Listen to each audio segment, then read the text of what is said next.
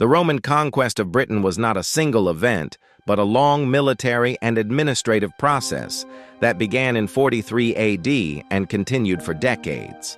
Prior to this invasion, Rome had already established contact with Britain through trade, diplomacy, and intelligence gathering. Julius Caesar had conducted expeditions in 55 and 54 BC, but these did not result in permanent occupation.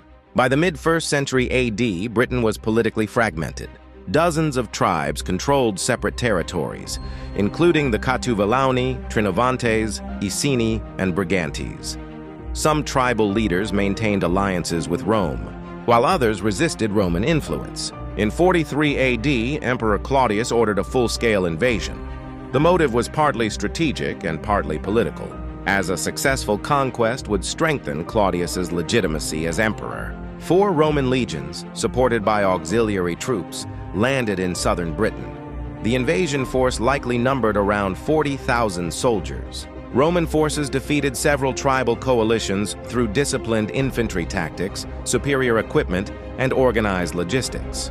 After early victories, Claudius himself briefly traveled to Britain to formally accept the surrender of several tribal leaders. Britain was then declared a Roman province. The Romans established Camulodunum, modern Colchester, as the first provincial capital.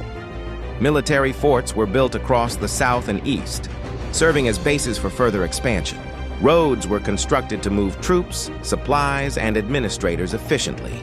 These roads later became the foundation of Britain's transport network. Roman rule was enforced through military presence and local client rulers. Some tribes were allowed limited autonomy as long as they paid taxes and maintained order. Others were ruled directly by Roman officials. Resistance continued. The most significant uprising occurred in 60-61 AD, led by Boudica, queen of the Iceni tribe. After Roman officials flogged her and seized tribal lands, Boudica organized a large rebellion. Her forces destroyed Camulodunum, Londinium, and Verulamium. Roman governor Suetonius Paulinus eventually defeated the rebels in a decisive battle. Archaeological evidence confirms widespread destruction during this revolt. Following the rebellion, Roman authorities tightened control. The provincial administration expanded, and Britain was gradually integrated into the Roman system. Latin became the language of government. Roman law replaced tribal customs in many areas. Over time, Roman Britain developed towns, villas, baths, temples, and marketplaces. Cities such as Londinium grew into major administrative and commercial centers.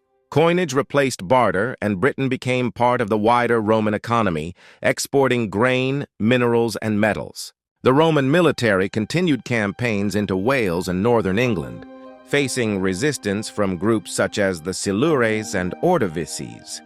Scotland was partially invaded, but never fully controlled. The northern boundary eventually stabilized along Hadrian's Wall, built in the 120s AD to mark the edge of Roman authority.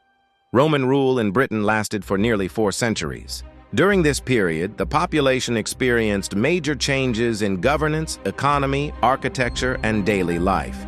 However, Roman control depended heavily on military power.